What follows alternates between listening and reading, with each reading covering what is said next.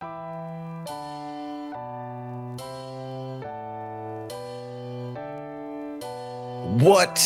is good? I'm back, and I'm excited to be here. We're going to run through the top 36 running backs for week 7. How this is going to work, I'm going to run through the model and how it's projecting the week and discuss what I like and what I don't like. Simple enough, right? All right, let's jump into it. The top 6, usual suspects, right? We have JT, and why wouldn't he be near the top of this list? Been absolutely outstanding this year. CMC coming in RB2, Jacobs RB3, Bijan RB4, which couldn't argue with you if he's RB1. Bijan has been absolutely fantastic. His head coach says he's the best player in the game, and hard to argue with after that performance against the Buffalo Bills on Monday night.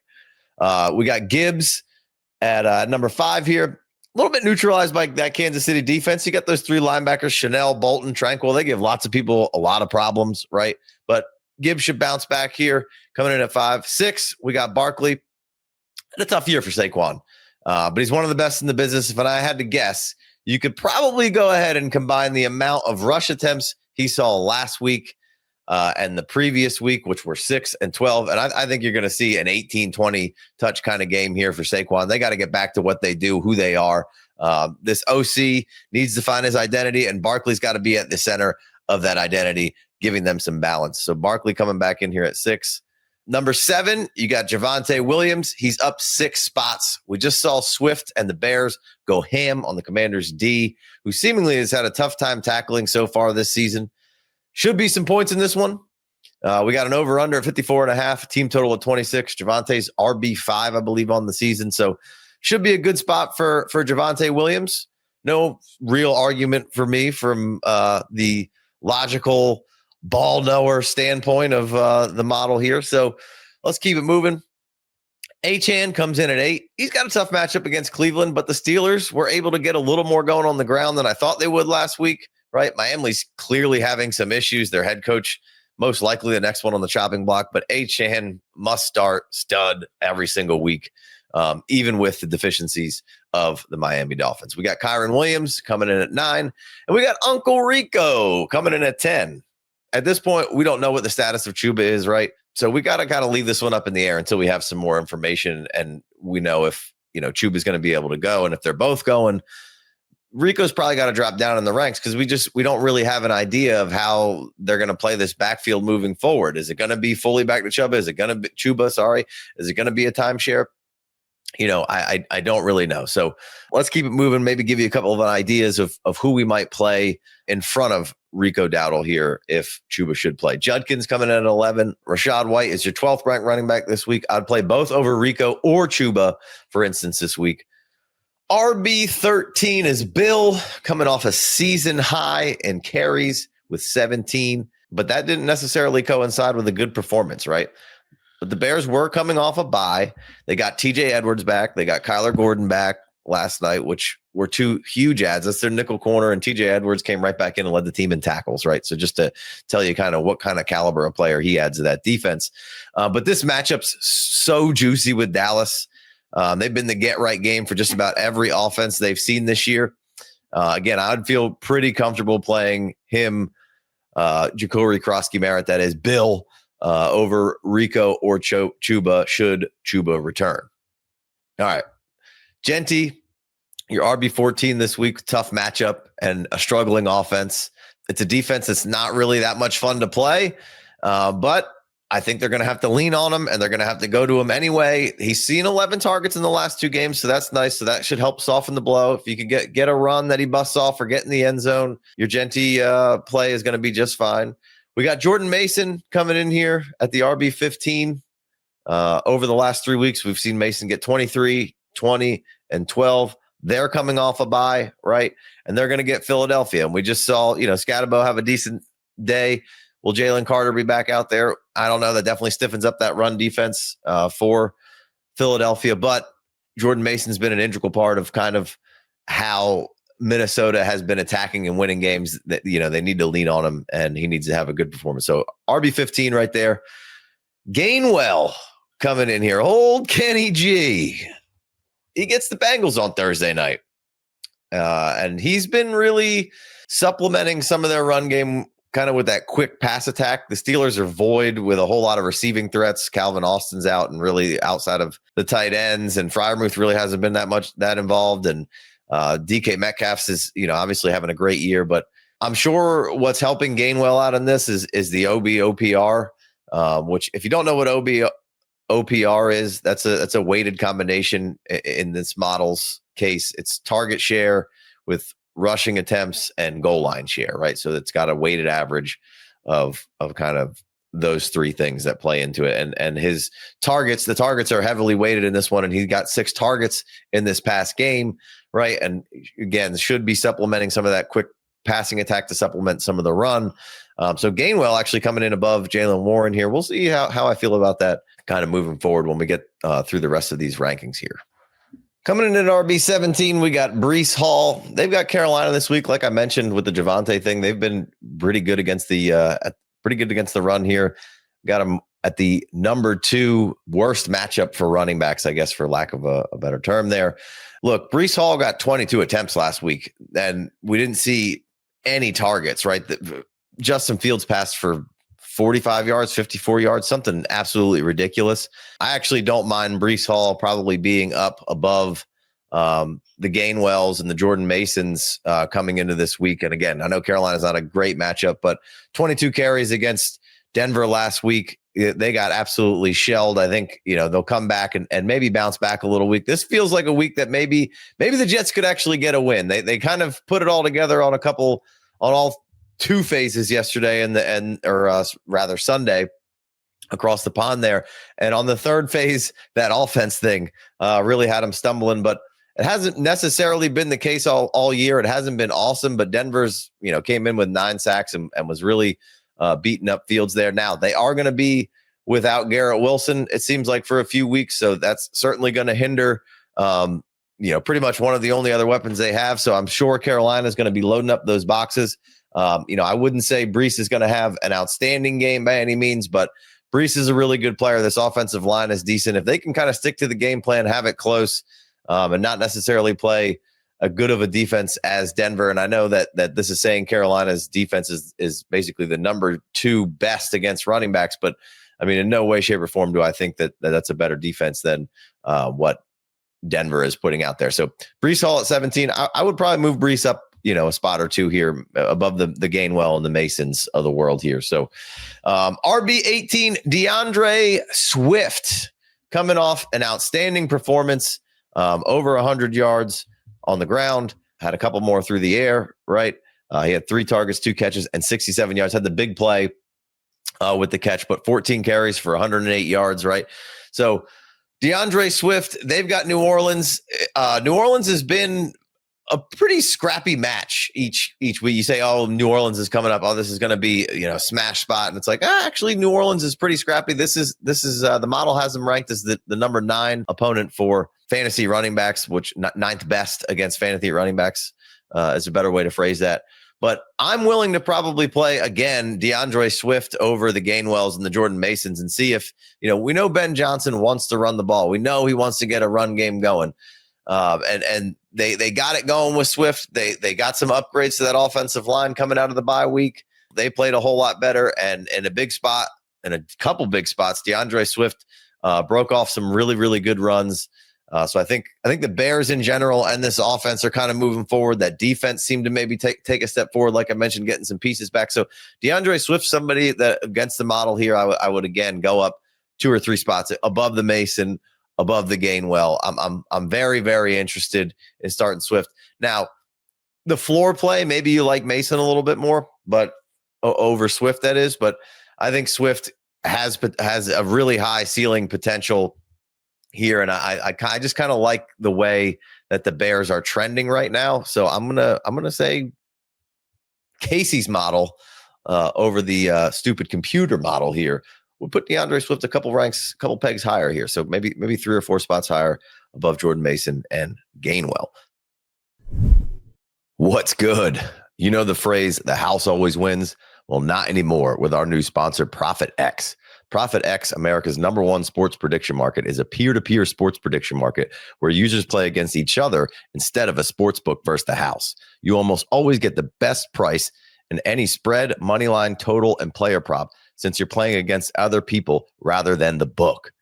You know, it looks just like a sports book, but with way better odds. So what are you waiting for? Go download the app and use promo code FFD to claim up to $200 in profit cash on all the plays you use in the first 30 days of playing on site. Link in the description. Now, let's look at that Thursday night game. It's Monday right now when we're making this, so we don't have a lot of prop options, which is really where we've been making our bread and butter. But we got the Cincinnati Bengals at home versus the Steelers on a Thursday night. Last Thursday, we saw the Giants take care of business at home versus Philly. So let's ride that train on the home underdog on the short week, taking a little bit of that Joe Flacco magic and getting us a little dub here. Cincinnati Bengals +4 this week on your Monday night pick here. Peace. Jaylen Warren coming in at RB19.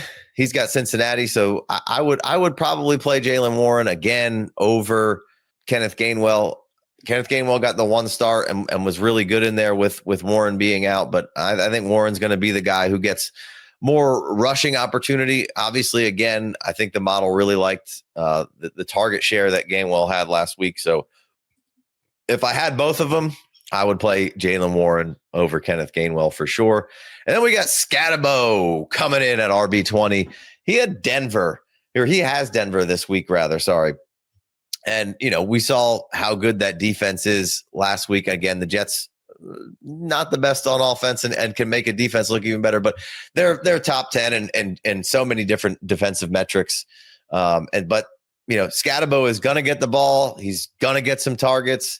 So again, I would probably say, hey, let's bump Scatabo up a couple pegs here. Like if Scatabo and Jaylen Warren, look, the Cincinnati Bengals matchup, probably a lot better than what Cam Scatabo is getting, but I got to go with my man Scatabo on this one over Gainwell, over Warren, maybe even over Breece Hall here and DeAndre Swift. So if you're dealing with those kind of things, again, Denver is gonna at some point somebody's gonna stack the box, put a spy on, and say beat it, and maybe Denver's that team, and maybe the Giants look like doo-doo this week, and maybe I'm completely wrong here, but I'm vibing and riding with the Scatabo energy right now. But he's coming in at RB20. I might knock him up a couple pegs here because he's kind of the engine and the heart and soul of that team right now. So RB21, we got Alvin Kamara. He's got Chicago. RB22, we have J.K. Dobbins. RB23, Travis Etienne. Look, Travis Etienne's coming off of 2 sort of down weeks here. He had Kansas City and then Seattle. They didn't really get the run game going, but the Jaguars have been very good at running the ball. They're very good in the screen game. He did see 5 targets and 4 targets, so 9 targets between the last 2 games. I think the Rams coming in there, I think they're going to get Travis Etienne going a little bit more. I would play Travis Etienne over a lot of these guys. I'd play Travis Etienne over J.K. Dobbins. I'd play Travis Etienne over Alvin Kamara. I'd play Travis Etienne over Cam Scatabo. I'd play Travis Etienne over Jaylen Warren, DeAndre Swift, and Breece Hall, Kenny Gainwell, Jordan Mason. So I'd be moving Travis Etienne really high up against the model here. He's probably the biggest mover that I have. He's down 9 spots in the model. I'd put him right back up there. I know this matchup isn't super sexy, but look, Derrick Henry just ran for 124 yards on the Rams with a backup quarterback and just everything falling apart for the Ravens. And I know Travis Etienne is not Derrick Henry, but I would go Travis Etienne. He'd be the biggest person that I would move up against the model here. So we got Chuba Hubbard coming in here at RB24. Again, we gotta figure some things out here with injuries and if that calf's all right before we can really make a decision here. RB25, we've got Tony Pollard. RB26, we got David Montgomery. RB27, we have one of my favorites, Kenneth Walker, who's been struggling a little bit as of late. Last 2 games haven't been so great. He's got the Texans this week, and they are coming off a bye. And again, the model doesn't like the matchup per se. They're the number 3 defense against the running back skill position. I would move Kenneth Walker up. I think we're gonna regress back up here, and I would move Kenneth Walker above David Montgomery, above Tony Pollard, above J.K. Dobbins, above Alvin Kamara. So I would move him up 1, 2, 3, 4, 5, 6 spots at least. Not scared to play Kenny Walker at all. Bounce back. Look, they're trying to figure out this offense a little bit. I don't think that they've got a little bit of sequences issues of kind of how they're running this offense in Seattle. I think Kenny's got to be a bigger engine in this thing. They're using Charbonnet in spots where I don't think that they should be using Charbonnet. Not that they don't need to be using Charbonnet, but on some of the things that Charbonnet's been doing, Kenny Walker should be doing, and maybe a little vice versa. So I think Kenny Walker gets back on it on this game. Look, the Texans have been a very solid defense, but I'd move Kenny Walker up a couple of spots here. Coming in at RB28, we've got Chase Brown. Obviously, a huge disappointment this year. The Bengals have been absolutely terrible, and that's much of to do with why Chase Brown has not been a great fantasy asset. The model has this matchup as one of the worst of the week, but the ceiling play model does have a little bit of love for Chase Brown this week. It's a Thursday divisional game, and Thursday divisional home dogs have been a little bit of a thing. Weird things can happen. Just go back a week ago. The New York Football Giants absolutely slapped Philly in a Thursday night home divisional dog situation. And again, the ceiling model does like Chase Brown just a little bit this week. So there is a tiny amount of ceiling play for Chase Brown if you need it there that the model is indicating. RB29, we have Kamini Vidal, which seems a little low, coming off an 18 for 124 rush yard, adding 3 more receptions and a touchdown. But you also need to factor in that Miami is straight doo-doo. They're going to have a much tougher task this week with Indy, and they're obviously missing, LA, that is. They're still missing their top stud tackles. They're going to miss one all year. They should potentially get Alt back at some point. But look, I think Vidal should probably be a little higher in this. I would definitely trust him a little more than Chase Brown. I could play him over David Montgomery because I think the volume is going to be there. I could play him over Tony Pollard and that New England defense that's coming in here, right? I might even roll the dice if I wanted to play a little bit more upside. I'd probably go with Vidal over J.K. Dobbins, and maybe even Kamara here. So again, I think I'm moving Vidal up, a good handful of spots in this one. So if you're weighing those options, I'm rolling the dice with Vidal over a good handful of those guys. It's not a slight on Tony Pollard. It's not a slight on Alvin Kamara. Those guys haven't necessarily been performing up to snuff. Some of that is the team that they play for's fault. Not that the Chargers are going to come out here and I think, blow the doors off and run for 124 again. But I think Vidal is going to get plenty of opportunity of balls in his gut and a couple balls thrown his way.